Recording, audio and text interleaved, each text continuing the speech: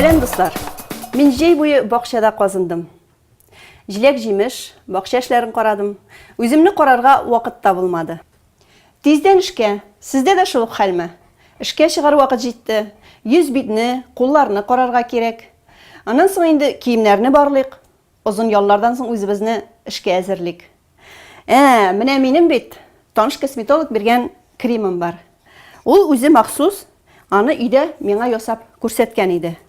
Кулларны йомшарта, җирчыкларын бетерә диде. Өйдә дә ясап була мондай кремны.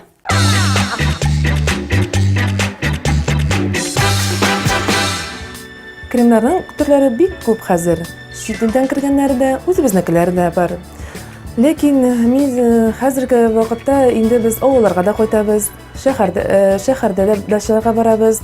Шул вакытта без куллар белән еш кына эшләргә туры килә. Анда безне алыр ярыла, кытыршлана башлый.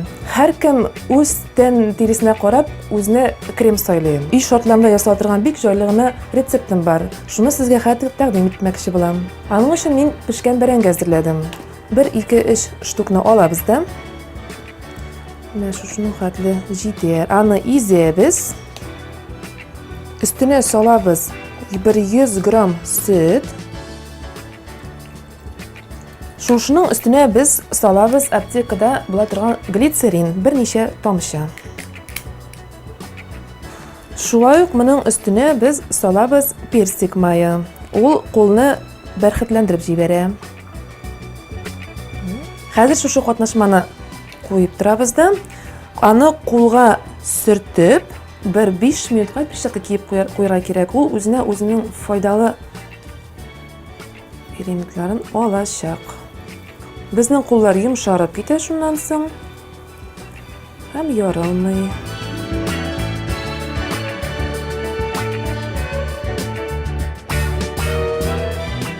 Шулай безгә 5 минутка калдырга кирәк. Шулай ук итеп икенче кулга. Шулай ясыйбыз.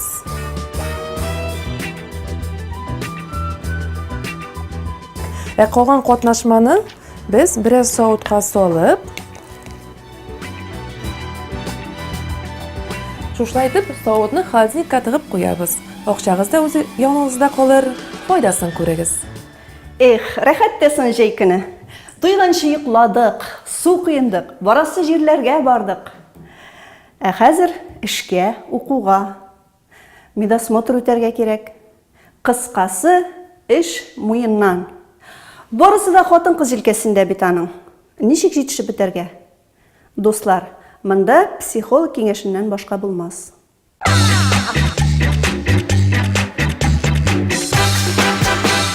Хатын-кызга инде Ходай Тәгалә тарафыннан, табигать тарафыннан бик күп сифатлар бирелгән.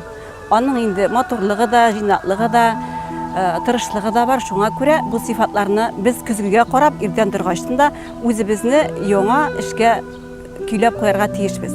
Иң беренче итеп инде көзгегә карап үзебезгә сәламнәргә. Чөнки хатын-кыз үз-үзен яратырга тиеш. Аннан соң хатын-кыз бит инде семья учагын саклаучы кеше. Беренчедән, икенчедән инде ул хөкүмәт эшләрендә хәзер бик актив катнаша. Шуңа күрә без җәйге яллардан соң барыбыз да үзебезнең эшне, режимны тәртипкә салырга тиеш. Беренче моны җәйге ялга киткәндә үк ниндидер үзебезгә план төзеп куйга тиеш. Һәр вакыт хатын-кызның планы булырга тиеш. Плансыз эш таркала ди. Беренчедән шул үзең ярату, икенчедән инде син эшкә барырга тиеш дип түгел, телим дип барырга тиеш. Ни өчен? Чөнки мин эштә ничектер үз-үземә барыбыр да кемгәдер кирәк итеп, кемгәдер үз-үземә бурыч итеп тәхис итәм. Шуңа күрә телим дип башларга кирәк. Өченчедән инде без барыбыр эштә матурлык та бирәбез, үзебезнең аңыбызны, үзебезнең зиһенебезне, үзебезнең зирәклегебезне дә бирәбез. Шуңа күрә ничек кенә булса да табигать тарафыннан бирелгән сифатларны эшкә җигеп, без кояшта алган үзебезнең матур загарларыбызны күрсәтергә теләп, матур күлмәкләребезне булса да күрсәтергә теләп, иң беренче көнне елмаеп, үзебезнең бик яхшы настрой белән эшкә барырга әзерләргә тиеш. Без инде кемнең алдындадыр бурыч куелган. Кемдер укытырга тиеш, кемдер икмәк пешерергә тиеш, кемдер кием тегәргә тиеш. Шуңа күрә без эшләмәсәк, аны кем эшләргә тиеш? Менә шушы эшләрне һәрбер кешегә матурлык, яктылык, һәрбер кешегә тәмле ризыклар әзерләү, һәрбер кешенең күңелен күтәрер өчен бездә инде үзебездә күңел күтәренкелеге булдырырга тиеш. Җәйге ял ничек кенә кадерле булмасын, өйдә ничек кенә рәхәт булмасын, кайчан торасың килсә торып, кайчан ашыйсың килсә ашыйсы булмасын, һәрвакыт дисциплина дигән әйбер бар. Дисциплина онытмаска кирәк. Режим бит әле хатын-кызның матурлыгын да саклый, сәламәтлеген дә саклый, настрой булырга тиеш. Телевизорны аласың, аны настрой итмичә ул күрсәтми. Ике кеше дә мин шундый яхшы күңел, күтәренке күңел, ачык чырай, ачык йөз белән һәрбер кеше алдына барып, үз-үземне күрсәтеп, кешеләрне күрсәтеп, кешеләр арасында аралашып яшәргә тиеш. Кеше ул социумда тәрбияләнә, шунда үсә, шунда үрләргә күтәрелә, шунда барлыкка килә, шунда юкка да чыга дисәк була. Шуңа күрә безне социум тәрбияли. Без хатын-кыз һәр вакытта шул сыйфатларны онытмыйча, һәр даим үзебезне кемнеңдер алдында бурычлы итеп торырга тиеш. Ул бурычны без телим дип башкара дигән. Мин шуны эшләргә телим, менә шул вакытта безнең стресслы ситуациялар артта калачак. Матурлыкка гашык булу, кешеләргә яктылык, бәхет бирү, кешеләргә мәхәббәт бирү. Мәхәббәт ул бик киң төшенчә. Шуны истә алып, һәрберебезгә инде елмаеп кирип, елмаеп каршы алып, елмаеп узатсак, исәнлек, саулык теләсәк, һәрберебез инде бу дөньяда бәхетле булырбыз, шат булырбыз, сәламәт булырбыз. Җәйге яллардан соң эшкә барганчы һәркем медицин тикшеренү үтәргә тиештер дип саныйм мин. Бердән, эш башланган табибка сәгатьләр буе чират торып булмый. Икенчедән, дәвалануга караганда инде авыруны кисәтү җиңелрәк. Миңа гинеколог, теш табибы кирәк, терапевт, тире авырулары белгечлегенә дә кирип чыксам, зыян булмас.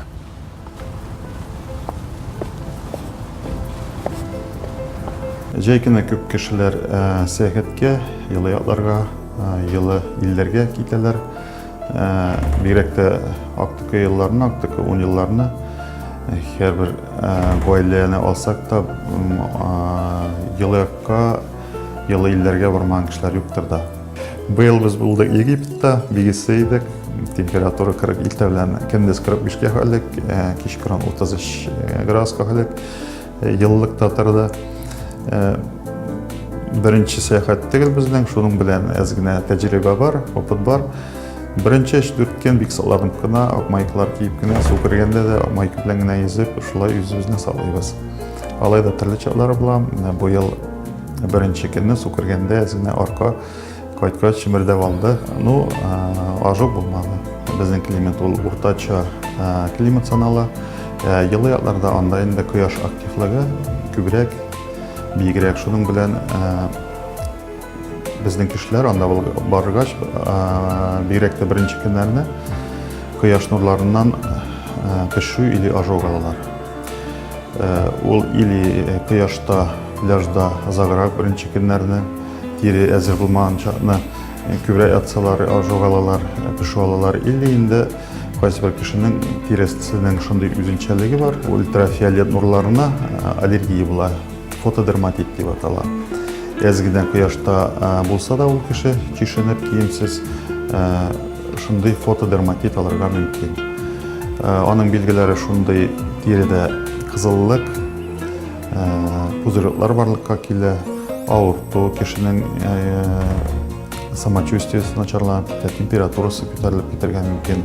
Ул фотодерматит дип атала. Инде фотоаллергия, аллергия, кояш нурларына аллергия, аның билгеләре бүтәнрәк. Анда ул чакны тиредә шулай кызыллык барлыкка килә, и аның иң мөһим симптомы ул кычыту. Рөхсәт ителмәгән елгаларда, күлләрдә су керү безнең арада, конечно, практиковаться итә. Гел рөхсәт ителгән җирдә генә йөрмиләр, кеше юлда да туктап кайсыр чакны су керә. Урманга баргач та эссе булса су кермәкли. Шуның белән андый хәлләр булгалый. Анда инде нәрсә куркынычы бар? Беренчедән, күп кеше безгә диспансерга, больницага киләләр менә шундый симптомнар белән. Су кыйнганда водоросльләр чыга кешене, фитодерматит дип атала. Берәр нинди инфекция булса да тиредә аның бик билгеләре юк. Күбрәк андый чакларда кеше ул суны йотып, үзе белмичә, үзе тоймыйча йотып, эчәк инфекцияларга алырга мөмкин. Шуңа күрә барыбер табибка барып көрүнү кирәк дип уйлыйм. Дусларым, мин дә сезгә табибларга барып күренергә тәкъдим итәр идем. Хәзер инде минем хатын-кыз өчен һәрвакыт серле булып калдыра торган эшләпәләргә тукталасым килә. Менә минем үземнең күптәнге бер ак эшләпәм бар. Без инде нинди дә булса детальләр өстәп, аны яңартып җибәрәчәкбез. Эльвира, синең бүген инде киңәшләреңне көтәм. Без бу эшләпәне ничек итеп үзгәртә алабыз? Һәм менә син биюче буларак, эшләпәләрең күп төрле, бу өлкәдә инде тәҗрибәң бардыр дип уйлыйм. Әйе, Илсия, биюче булгач минем эшләпәләрем бик күп. Һәм мин аларны үзгәртеп торам. Менә минем төрле төстә, төрле шигелгән эшләпәләрем бар. Стразалар белән бизәлгән. Алар бигрәк тә модада бу ел. Менә мин сиңа тәкъдим итәр идем төрле цепочкалар, чәчәкләр, шәлләр. Менә мәсәлән, бу шарфикны бәйләп куярга мөмкин. Менә болай итеп бәйләп куйсак, бик оригинал килеп чыга дип уйлыйм. Шулай булса, орттан шулай йөрим. Әйе. Ортта калайын дәйме? Артта әйе, бик матур булып чыга. Матурмы?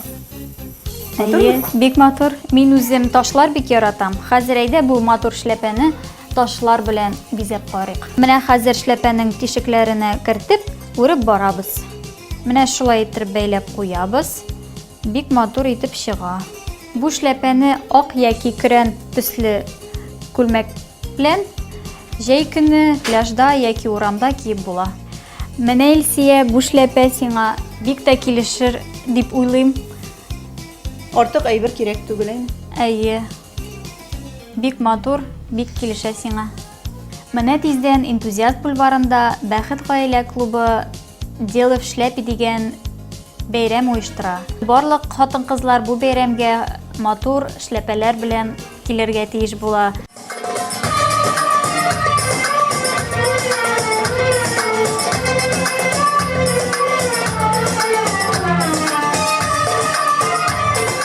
Энтузиастлар бульвары мондый тамашаны әле беренче тапкыр күрә. Эссе көннәрне тагы да ямьләп, бүген биредә эшләпәләр бәйрәме үтте.